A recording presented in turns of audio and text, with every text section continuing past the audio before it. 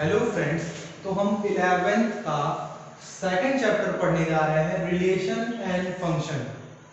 तो नाम से ही पता चल गया कि रिलेशन एंड फंक्शन में रिलेशन पहला टॉपिक है। तो रिलेशन में हम पढ़ेंगे कि दो सेट्स के बीच में जो संबंध, एक तरीके से कह सकते हैं, जो संबंध होता है वो हम पढ़ने जा रहे हैं। तो इन संबंध के लिए किसी एक चीज से तो संबंध बनती नहीं है। जब दो लोगों का ग्रुप रहेगा या दो सेट रहेंगे, मैथमेटिक के फॉर्म में देखें तो अगर दो सेट रहेंगे तो दो के बीच संबंध होगा, खुद से खुद का संबंध नहीं हो सकता। ठीक है, तो कम से कम दो लोगों की तो जरूरत कम से कम पड़ती है। ठीक है, तो हम आगे चल के इसको एग्जांपल में भी देख सकते हैं, डेफिनेशन में भी देखते हैं रिलेशन होता क्या है। मैंने कह दिया कि सेट, कोई एक सेट है ए 1 2 3 और दूसरा सेट बी मैंने ले लिया, वो मैंने ले लिया 4 5 6। तो हम इसका क्या निकालेंगे? कार्टेशियन प्रोडक्ट निकालेंगे। कार्टेशियन प्रोडक्ट किसका निकालेंगे? इन दोनों सेट्स का कार्टेशियन प्रोडक्ट निकालेंगे। तो पहले मैं लिख दे रहा हूं, उसके बाद मैं कार्टेशियन प्रोडक्ट समझाऊंगा। ठीक है, तो क्या पढ़ेंगे? Cartesian product. कार्टेशियन प्रोडक्ट से ही पता चल रहा है कि मल्टीप्लाई करना है। Cartesian product of two set, दो सेट हमने लिया है तो दो सेट्स का जो कार्टेशियन प्रोडक्ट होगा वो हम पढ़ेंगे। ठीक है, तो मैं देख लेता हूं, मैंने ले लिया सेट ए और सेट बी, इन दोनों का मैं कार्टेशियन प्रोडक्ट करूंगा। ठीक है, तो जो हमको मिलेगा मैं वहां ये लिखूंगा। मैंने मान लिया कि सेट ए में कितने एलिमेंट्स हैं? 3 एलिमेंट्स है, 1 2 3, और इसमें भी कितने एलिमेंट्स हैं? 4 5 6, मतलब 3 एलिमेंट्स इसमें भी हैं। तो मैं एक नॉर्मल सी बात बताऊंगा, मान लीजिए 1 का रिलेशन इससे भी हो सकता है, इससे भी हो सकता है और इससे भी हो सकता है। 2 का रिलेशन इससे भी होगा, इससे भी होगा और इससे भी होगा। 3 का भी रिलेशन क्या होगा? इससे भी होगा, इससे भी होगा और इससे भी होगा। इसका मतलब क्या कि देखते हैं 1 4, ये पहला हो गया। दूसरा 1 किससे है? 1 का रिलेशन किससे है? 5 से। फिर 1 का रिलेशन किससे है? 6 से। फिर देखेंगे कि 2 का रिलेशन किससे है? 2 4 से। 2 का रिलेशन किससे है? 5 से। और 2 का रिलेशन किससे है? 6 से। फिर नेक्स्ट देखेंगे 3 का रिलेशन किससे है? 4 से है। 3 का रिलेशन किससे है? 5 से है। और 3 का रिलेशन किससे है? 6 से है। अब किसी सेट का प्रोडक्ट जो है हमको कितना मिला है? ये इतने सारे हमको क्या मिले हैं? प्रोडक्ट्स मिले हैं। तो प्रोडक्ट्स में हमको सबसे पहले क्या जानना है? अब इसमें हमको ये भी जानना है कि ऑर्डर्ड पेयर किस चिड़िया का नाम है। ऑर्डर्ड पेयर क्या होता है? ऑर्डर्ड पेयर देखते हैं।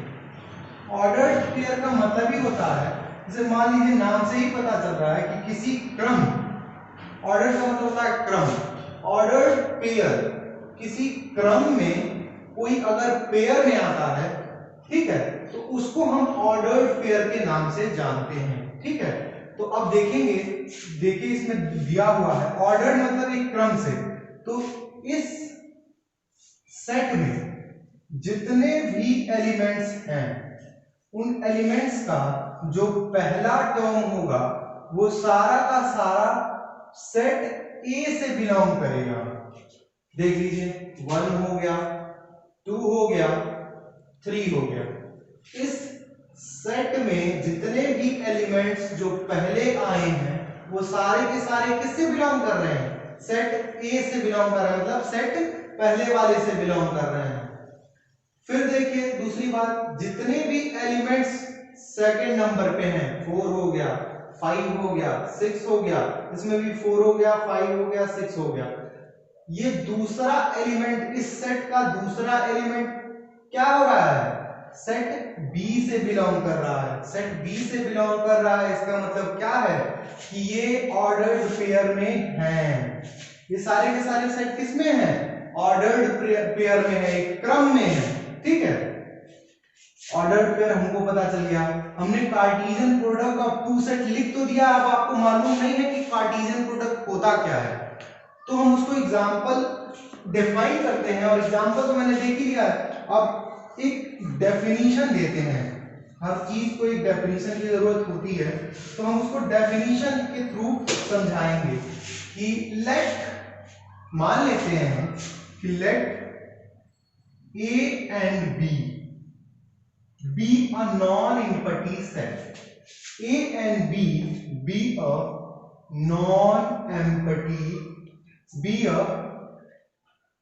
non-empty sets. Non-empty sets. Non-empty का मतलब क्या हो गया कि नल सेट नहीं होना चाहिए, कोई भी एक एलिमेंट क्या होना चाहिए, उसमें लाई करना चाहिए। ठीक है, तो हम इसको डिफाइन करेंगे। then the Cartesian product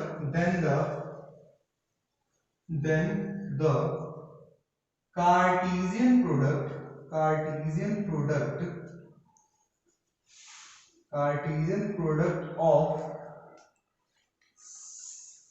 set A and set B, ठीक है, that is A क्रॉस या multiplied B product B is equal to, हम इसको सेट बिल्डर फॉर्म में लिखेंगे।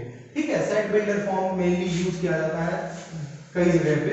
ठीक है, लिखेंगे A कॉमा B एक ऑर्डर्ड पेयर है जिसका, जहां A बिलोंग करेगा सेट A में एंड B बिलोंग करेगा सेट B में, ब्रैकेट क्लोज।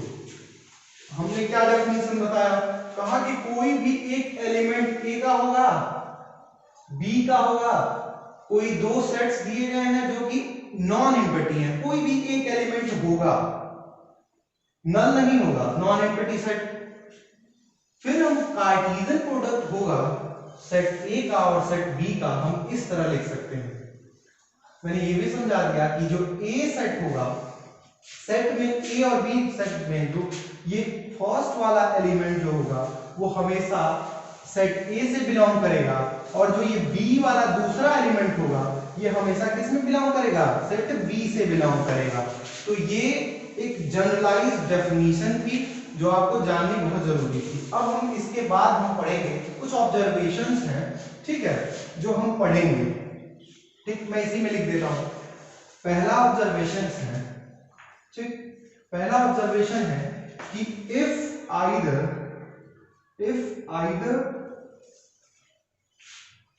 A और B set is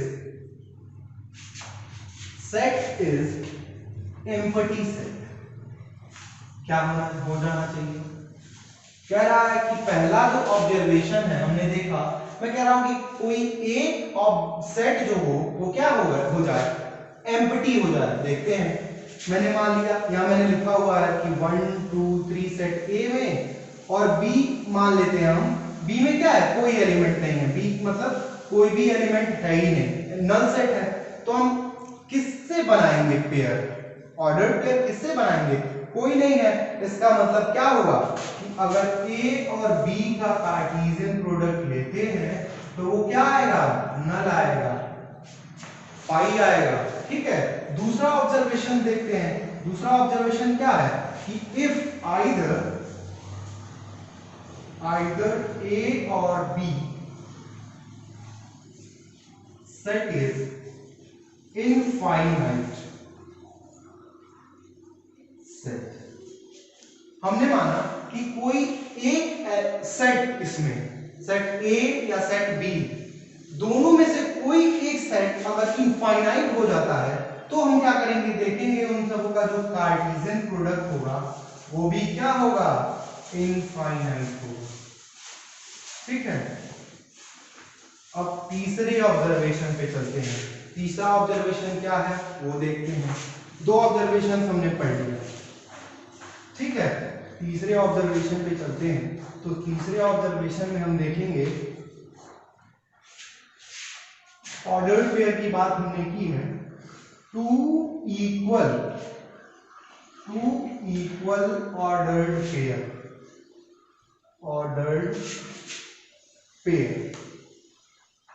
मैंने बोल तो दिया कि टू इक्वल ऑर्डर्ड पेयर है, ठीक है। तो टू इक्वल ऑर्डर्ड पेयर होंगे कब?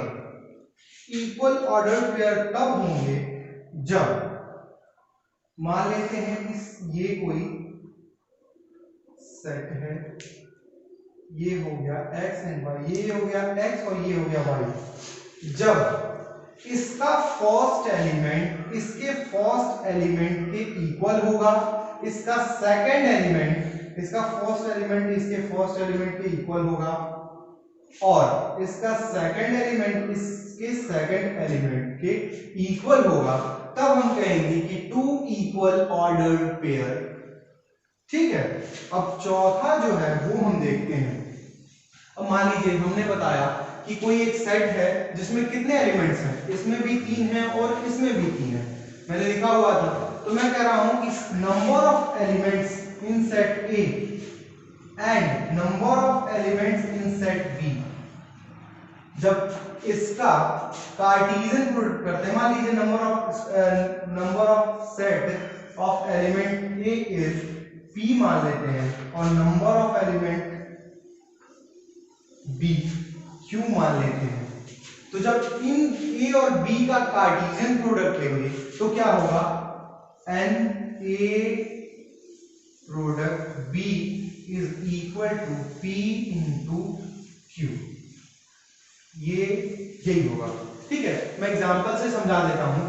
जैसे मान लीजिए मैंने बताया कि सेट ए में कितने एलिमेंट हैं, 3 एलिमेंट हैं, और सेट बी में कितने एलिमेंट हैं, 3 एलिमेंट हैं, ठीक है, मैंने देख लिया। अब मैं क्या कर रहा हूं, ये एन ए मैं लिखा हूं 3 एंड एन बी मैं कितना लिखा हूं 3। अब इन दोनों का जो प्रोडक्ट होगा वो क्या हो जाएगा, n A cross B is equal to 3 into 3 का मतलब 9 हो गया। अब मैं इसको प्रूव करने जा रहा हूं। देखिए मैंने कहा कि 1 के सेट ये है 1 2 3, सेट बी कितना है 4 5 एंड 6, ठीक। मैंने ऑर्डर्ड पेयर अगर बनाए, क्रॉस प्रोडक्ट मैंने किया, तो ये कितने हो जाएंगे, देखते हैं। 1 4 1 5 1 6, दूसरा क्या है 2 4 2 5 2 6, फिर क्या है 3 4 3 5 एंड 3 6। अब नंबर ऑफ एलिमेंट्स को गिन लेते हैं कि कितने सेट बने हुए हैं छोटे छोटे। सबसे 1 2 3 4 5 6 7 8 9, और जो हमारा फॉर्मूला जो है जो हमने ऑब्जर्व किया है वो है p इंटू क्यू, ये भी क्या आ रहा है 9। तो हम क्या कहेंगे कि ये हमने शॉर्टकट एक फॉर्मूला है जो ऑब्जर्व किया है कि जब दो का प्रोडक्ट किया जाएगा तो जितने एलिमेंट इसमें होंगे और जितने एलिमेंट इसमें होंगे उन सबों का जो number of element of A cross B निकालते हैं तो कितना आएगा, इन दोनों के एलिमेंट्स के नंबर्स का जो प्रोडक्ट होगा वही होगा हमारा रिजल्ट, ठीक है। अब नेक्स्ट चलते हैं। अब जो मेरा नेक्स्ट टॉपिक है वो है रिलेशन। रिलेशन क्या होता है, मैं पहले भी बता चुका हूं कि रिलेशन अपने से नहीं हो सकता, कम से कम दो चीजों की जरूरत पड़ेगी, दो लोगों की जरूरत पड़ेगी, कम से कम 2 लोगों की जरूरत पड़ेगी। तो हमने 2 लोगों को ले लिया है, सेट ए को भी ले लिया और सेट बी को ले लिया। मैं कह रहा हूं कि relation from a set A to a set B is subset of a Cartesian product A cross B obtained by describing relationship between first element X and second element of Y ordered pair in A cross B। मैं एक example देके आपको समझा रहा हूं कि relation होता क्या है। मैंने बताया था पहले ही, मैं एग्जाम्पल दिया था कि सेट A और सेट B के बीच में रिलेशन बताना है। तो फर्स्ट सेकंड थर्ड 1 2 3 4 5 6, हम कहते हैं कि ए सेट ए का सारा एलिमेंट जो होगा वो सेट बी के सारे एलिमेंट के साथ एक रिलेशनशिप एस्टेब्लिश करेगा, एक ऑर्डर्ड पेयर बनाएगा 1 5 6 के साथ, 2 4 5 6 के साथ, 3 4 5 एंड 6 के साथ। ठीक है, तो हम देखते हैं कि इसमें क्या कह रहा है कि मैंने क्रॉस प्रोडक्ट कार्टेशियन प्रोडक्ट लिया किसका, सेट ए का और बी का। मैंने कार्टेशियन प्रोडक्ट लिया, मैं कार्टेशियन प्रोडक्ट लिख दे रहा हूं डायरेक्ट क्योंकि हमको पता है, मैं बता चुका हूं 1 4, ठीक है, 1 5 1 6 2 4 2 5 2 6 3 4 3 5 3 6। हम लोग का ये क्या है, ये कार्टेशियन प्रोडक्ट है। ठीक है, इसमें हमको क्या करना है, ये डेफिनेशन क्या बता रहा है, ये डेफिनेशन यही बता रहा है कि हम ऑब्टेन करेंगे, एक इसमें से रिलेशन बताएंगे। रिलेशन किसके किसके बीच में होना चाहिए, ए और बी के बीच में होना चाहिए। ये हम रिलेशन बताएंगे कि इतने सारे जो प्रोडक्ट बने हुए हैं ये छोटे छोटे क्या हैं, ये पूरा सेट एक बन गया, ये पूरा एक ए क्रॉस बी, एक बी तो एक पूरा सेट बन गया है। इस ए क्रॉस बी पूरे सेट में ये छोटे छोटे क्या है, ये सबसेट से मिलके ही सेट बना हुआ है। इन छोटे छोटे सबसेट से ही क्या बना हुआ है, ये एक सेट बन गया, सेट हम लोगों का तैयार हो गया है। और इस ये क्या डिस्क्राइब कर रहा है, एक रिलेशनशिप डिस्क्राइब कर रहा है किसके किसके बीच में, फर्स्ट एलिमेंट x, हमने फर्स्ट एलिमेंट x को क्या माना है, ये मान लिया, ये फर्स्ट एलिमेंट इसके और second element y ordered pair के बीच का जो रिलेशन बता रहा है, 1 और 4 के बीच का रिलेशन, 1 और 5 के बीच का रिलेशन, 1 और 6 के बीच का रिलेशन, 2 4 के बीच का रिलेशन, 2 5 के बीच का रिलेशन। ये जितने भी एलिमेंट सेट ए के फर्स्ट एलिमेंट्स के जितने भी सेट इसमें रिलेशन बनेंगे वो सारे के सारे क्या कर रहा है, ये रिलेशनशिप एक डिस्क्राइब कर रहा है। इसी को हम क्या कहते हैं, रिलेशन कहते हैं। ठीक है, अब हम एक और एग्जांपल देखेंगे, तो कैसे कैसे लिखते हैं ये बताएंगे। जैसे मान लीजिए मैं बता रहा हूं कि एक रिलेशन डिफाइन कर रहा है किसके किसके बीच में, ए और बी के बीच में सेट, तो हम कहेंगे कि रिलेशन कहां से कहां, ए फ्रॉम बी, इसको ऐसे डिनोट करते हैं। ये हमको पता ही है ना कि ए से बी में, ए से बी तक का जो रिलेशन हम बता रहे हैं, इसके बीच का रिलेशन बता रहे हैं। हमको ऑर्डर्ड पेयर भी मिल गया, हमको कार्टेशियन प्रोडक्ट भी मिल गया। अब ये बताइए कि हम ये कह सकते हैं क्या कि कार्टेशियन प्रोडक्ट और रिलेशन एक होता है, बट ऐसा नहीं है।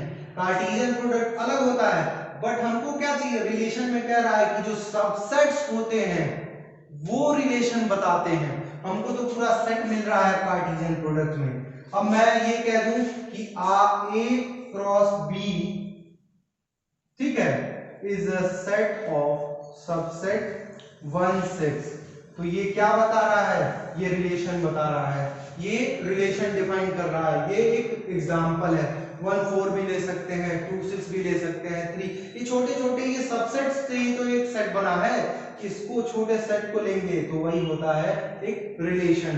ठीक है, अब हम नंबर ऑफ रिलेशन पढ़ेंगे, नंबर ऑफ रिलेशन क्या होता है।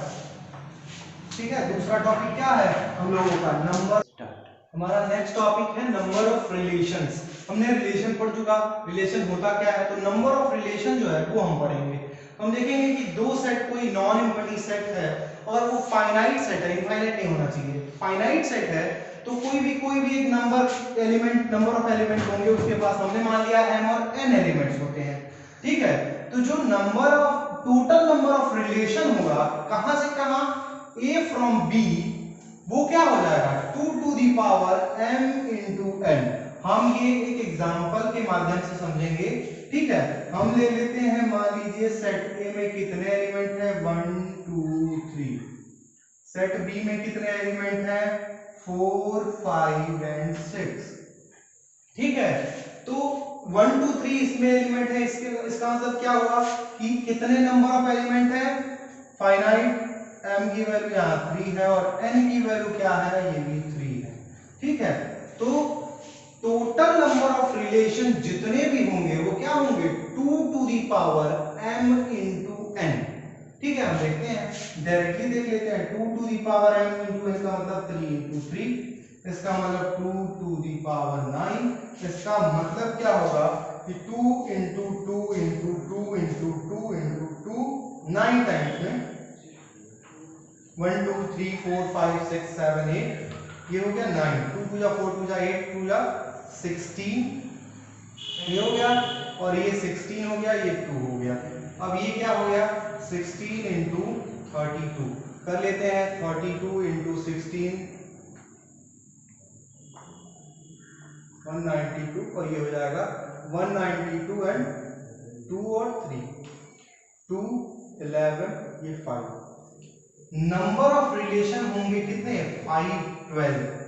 नंबर ऑफ रिलेशन इन सबों के बीच में कितने होंगे, बहुत सारे नंबर ऑफ रिलेशंस बन रहे हैं, वो कितने होंगे 512 रिलेशंस। ठीक है, इसके बाद हम पढ़ेंगे दो टॉपिक है, डोमेन और रेंज। ठीक है, कि डोमेन क्या होता है और रेंज क्या होता है। रिलेशन में सबसे इंपॉर्टेंट टॉपिक ये भी है कि डोमेन क्या होता है और रेंज क्या होता है। ठीक है, तो डोमेन और रेंज को एक ही साथ ले लेते हैं। ठीक है, तो मैं लिख देता हूं इधर डोमेन और इधर मैं लिख देता हूं रेंज। ठीक है, मैं डोमेन पहले बता देता हूं। डोमेन क्या होता है, डोमेन क्या होता है, डोमेन देखिए, डोमेन को हम क्या लिख सकते हैं, डोमेन को लिखेंगे कि the domain of R is the set of all first element of ordered pair. First element of ordered pair का मतलब क्या है कि मैं एक बार और वही एग्जांपल लिख रहा हूं कि आप लोगों को अच्छे से समझ में आ जाए कि one ordered pair Cartesian product में हम क्या लिखे थे 1 4 1 5 1 6 2 4 2 5 2 6 3 4 3 5 3 6। ठीक है, ब्रैकेट क्लोज। जितने भी फर्स्ट एलिमेंट हैं सारे के सारे ऑर्डर्ड पेयर के, वो क्या होंगे डोमेन होंगे। तो डोमेन इजीली सी बात है, देख लेते हैं कि सेट ए में कौन कौन से एलिमेंट थे 1 2 3, और सेट बी में कितने एलिमेंट थे 4 5 6। ठीक है, तो फर्स्ट एलिमेंट मैं कहूंगा कि डोमेन ऑफ आर क्या होगा, डोमेन ऑफ ये होगा कि जितने भी फर्स्ट एलिमेंट हैं इन सारे ऑर्डर्ड पेयर के, वो क्या होंगे, वो डोमेन होंगे। तो हम सीधे सीधे ये भी तो कह सकते हैं कि सेट ए जो होगा, जिसका रिलेशन हम बता रहे हैं ए फ्रॉम बी, तो जहां से हम रिलेशन बताएंगे वो सेट ए जो होगा वो सीधी सी बात है वो डोमेन हो जाएगा।